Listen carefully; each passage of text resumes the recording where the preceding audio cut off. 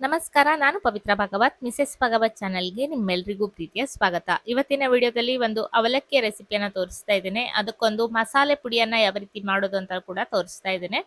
ಈ ರೀತಿ ಮಸಾಲೆ ಪುಡಿಯನ್ನ ಮಾಡಿಟ್ಕೊಂಡ್ರೆ ಯಾವಾಗ ಬೇಕೋ ಆವಾಗ ಈ ರೀತಿ ಅವಲಕ್ಕಿಯನ್ನ ಮಾಡ್ಕೊಳ್ಬಹುದು. ತುಂಬಾನೇ ಸುಲಭ ಇದನ್ನ ಮಾಡೋದು. ಯಾವ ರೀತಿಯಾಗಿ ಮಾಡೋದು ಅಂತ ನೋಡೋಣ ಬನ್ನಿ. ಮೊದಲಿಗೆ ಒಂದು ಬಾಣಲೆಯನ್ನು ಬಿಸಿಗಿಟ್ಕೊಂಡಿದ್ದೇನೆ. ಅದರಲ್ಲಿ 4 ಟೇಬಲ್ ಚಮಚ ಆಗುವಷ್ಟು ಧನಿಯಾ ಬೀಜ ಅಥವಾ ಕೊತ್ತಂಬರಿ ಬೀಜವನ್ನ ಹಾಕೊಂಡಿದ್ದೇನೆ.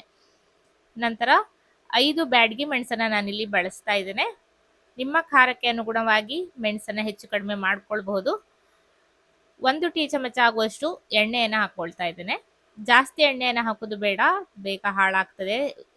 ಪೌಡ್ರನ್ನ ಮಾಡುವಾಗ ಕೂಡ ಹಾಗೆ ಮುದ್ದೆ ಮುದ್ದೆ ಆಗ್ತದೆ. ಸ್ವಲ್ಪ ಪ್ರಮಾಣದಲ್ಲಿ ಎಣ್ಣೆಯನ್ನು ಹಾಕೊಂಡು ಸಣ್ಣ ಉರಿಯಲ್ಲಿ ಹುರ್ಕೊಳ್ಬೇಕು. ಕೊತ್ತಂಬರಿ ಬೀಜ ಚೆನ್ನಾಗಿ ಪರಿಮಳ ಬರ್ತಾ ಇದೆ ಅನ್ನುವಾಗ ಸ್ವಲ್ಪ ಇಂಗನ್ನ ಹಾಕೊಂಡಿದ್ದೇನೆ. ಹಾಗೆ 2 ಟೇಬಲ್ ಚಮಚ ಆಗುವಷ್ಟು ಜೀರಿಗೆಯನ್ನ ಹಾಕೊಂಡಿದ್ದೇನೆ. ಇದನ್ನು ಕೂಡ ಚೆನ್ನಾಗಿ ಹುರ್ಕೊಳ್ತೇನೆ. ಸಣ್ಣ ಉರಿಯಲ್ಲೇ ಹುರ್ಕೊಳ್ಬೇಕು. ಎಲ್ಲ ಹುರಿದು ಚೆನ್ನಾಗಿ ಪರಿಮಳ ಬರುವ ತನಕ ಹುರ್ಕೊಂಡು ಉರಿಯನ್ನು ಆಫ್ ಮಾಡಿ ತಣ್ಣಗಾಗ್ಲಿಕ್ಕೆ ಬಿಡ್ತೇನೆ. ಎಲ್ಲ ಗರಿ ಗರಿ ಆಗಿದೆ, ಚೆನ್ನಾಗಿ ಪರಿಮಳ ಬರ್ತಾ ಇದೆ. ಈಗ ಉರಿಯನ್ನು ಆಫ್ ಮಾಡಿದ್ದೇನೆ, ತಣ್ಣಗಾಗ್ಲಿಕ್ಕೆ ಬಿಡ್ತೇನೆ. ತಣ್ಣಗಾದ ನಂತರ ಮಿಕ್ಸಿ ಜಾರಲ್ಲಿ ಇದನ್ನ ಹಾಕೊಳ್ತಾ ಇದ್ದೇನೆ. ನುಣ್ಣಗೆ ಪೌಡ್ರನ್ನ ಮಾಡಿ ಇಟ್ಕೊಳ್ಬೇಕು. ಒಂದು ಗಾಳಿ ಆಡದ ಡಬ್ಬದಲ್ಲಿ ಹಾಕಿ ಇಟ್ಕೊಂಡ್ರೆ ಯಾವಾಗ ಬೇಕಾದ್ರೂ ಈ ಅವಲಕ್ಕಿಯನ್ನ ಸುಲಭವಾಗಿ ಮಾಡ್ಕೊಳ್ಬಹುದು. ತುಂಬಾನೇ ರುಚಿಕರವಾಗಿರ್ತದೆ. ಈ ರೀತಿ ನುಣ್ಣಗೆ ಪೌಡರ್ ಆಗಿದೆ. ನಾನು ಮಾಡುವ ಅವಲಕ್ಕಿಗೆ ಇಷ್ಟು ಬೇಡ, ಎಷ್ಟು ಬೇಕು ಅಷ್ಟು ಪ್ರಮಾಣದಲ್ಲಿ ಹಾಕೊಂಡು ಮಾಡ್ಕೊಂಡ್ರೆ ಆಯ್ತು. ಈಗ ಒಂದು ಪುನಃ ಬಾಣಲೆಯನ್ನು ಬಿಸಿಗಿಟ್ಟು 1 ಟೇಬಲ್ ಚಮಚ ಆಗುವಷ್ಟು ಎಣ್ಣೆಯನ್ನು ಹಾಕೊಂಡಿದ್ದೇನೆ. ನಂತರ 2 ಟೇಬಲ್ ಚಮಚ ಆಗುವಷ್ಟು ನೆಲಗಡಲೆ ಬೀಜವನ್ನ ಹಾಕೊಂಡಿದ್ದೇನೆ. ನೆಲಗಡಲೆ ಬೀಜ ಹುರಿದಾಗ್ತಾ ಬಂದ ಹಾಗೆ ಅದಕ್ಕೆ ಸ್ವಲ್ಪ ಸಾಸಿವೆ ಹಾಗೆ ಸ್ವಲ್ಪ ಉದ್ದಿನ ಬೇಳೆಯನ್ನ ಹಾಕೊಳ್ತಾ ಇದ್ದೇನೆ.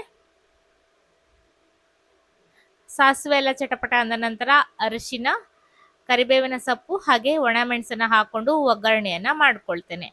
ಇದಕ್ಕೆ ನಿಮ್ಗೆ ಕೆಂಪು ಮಸಾಲೆಯಲ್ಲಿಯೇ ಬೇಕು ಅಂತ ಅಂದ್ರೆ ಅರಿಶಿನವನ್ನ ಹಾಕೋದು ಬೇಡ.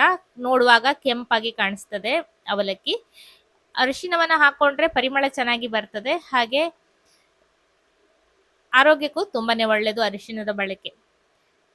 ಚೆನ್ನಾಗಿ ಹುರಿದಾಗಿದೆ, ಉರಿಯನ್ನು ಆಫ್ ಮಾಡಿದ್ದೇನೆ. ಈಗ ಮತ್ತೆ ಒಂದು ಬೋಗಣಿಯಲ್ಲಿ 1 ಕಪ್ ಆಗುವಷ್ಟು ಹಸಿ ಕಾಯಿ ತುರಿಯನ್ನ ಹಾಕೊಂಡಿದ್ದೇನೆ.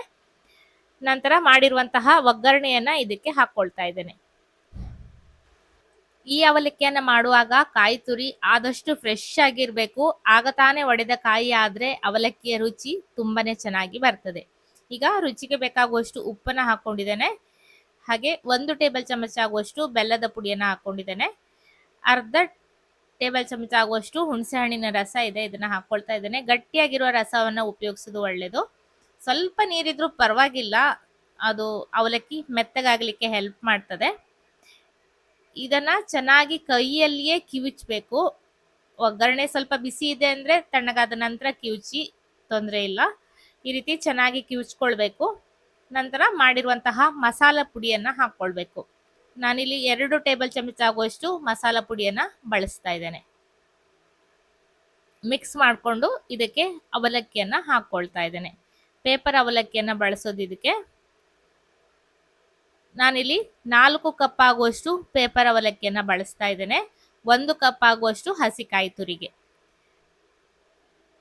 ನೀವು ಎಷ್ಟು ಕಾಯಿಯನ್ನ ತಗೊಂಡಿದ್ದೀರಾ ಅನ್ನೋದ್ರ ಮೇಲೆ ಅವಲಕ್ಕಿಯನ್ನ ಹೆಚ್ಚು ಕಡಿಮೆ ಮಾಡ್ಕೊಳ್ಬಹುದು. ನಾನಿಲ್ಲಿ ಸರಿಯಾದ ಅಳತೆಯನ್ನ ತೋರಿಸಿದ್ದೇನೆ. ಮಸಾಲ ಪುಡಿಯನ್ನ ಹಾಕಿರುವುದಕ್ಕೆ ಇಷ್ಟು ಅವಲಕ್ಕಿ ಹಾಕೊಂಡ್ರೆ ತುಂಬಾನೇ ರುಚಿಕರವಾಗಿ ಪರಿಮಳವಾಗಿ ಬರ್ತದೆ.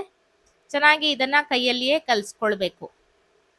ಚೆನ್ನಾಗಿ ಕಲಸಿ ಆದ ನಂತರ ಕೊನೆಯಲ್ಲಿ ಸ್ವಲ್ಪ ಕೊತ್ತಂಬರಿ ಸೊಪ್ಪನ್ನ ಹಾಕಿ ಮಿಕ್ಸ್ ಮಾಡಿಕೊಂಡ್ರೆ ರುಚಿಯಾದಂತಹ ಅವಲಕ್ಕಿ ರೆಡಿ ಆಗ್ತದೆ.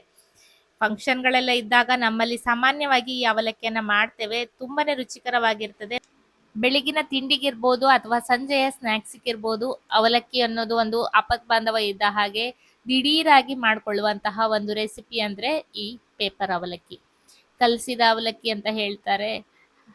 ತುಂಬಾನೇ ಚೆನ್ನಾಗಾಗ್ತದೆ. ಫಂಕ್ಷನ್ಗಳೆಲ್ಲ ಇದ್ದಾಗ ಬೆಳಗಿನ ತಿಂಡಿಗೆ ಸಾಮಾನ್ಯವಾಗಿ ಇದನ್ನ ಮಾಡ್ತೇವೆ. ಏಕೆಂದ್ರೆ ತುಂಬಾನೇ ಬೇಗನೆ ಆಗೋಗ್ತದೆ, ಎಲ್ರಿಗೂ ಕೂಡ ಇಷ್ಟ ಕೂಡ ಆಗ್ತದೆ. ಹಾಗಾಗಿ ಇವತ್ತಿನ ರೆಸಿಪಿ ನಿಮಗೂ ಕೂಡ ಇಷ್ಟ ಆಗಿದ್ರೆ ಖಂಡಿತ ಒಂದು ಲೈಕ್ ಮಾಡಿ, ಶೇರ್ ಮಾಡಿ, ಅನಿಸಿಕೆನ ಕಮೆಂಟ್ ಅಲ್ಲಿ ತಿಳಿಸಿ. ಹಾಗೆ ಚಾನಲ್ ಅನ್ನ ಸಬ್ಸ್ಕ್ರೈಬ್ ಮಾಡ್ಕೊಂಡು ಸಪೋರ್ಟ್ ಮಾಡಿ ಅಂತ ಕೇಳ್ಕೊಳ್ತೇನೆ. ಇದೇ ರೀತಿ ಇನ್ನೂ ಹೆಚ್ಚಿನ ರೆಸಿಪಿಯೊಂದಿಗೆ ಬರ್ತೇನೆ. ಮತ್ತೊಂದು ವಿಡಿಯೋದಲ್ಲಿ ಸಿಗ್ತೇನೆ. ಅಲ್ಲಿವರೆಗೂ ನಮಸ್ಕಾರ.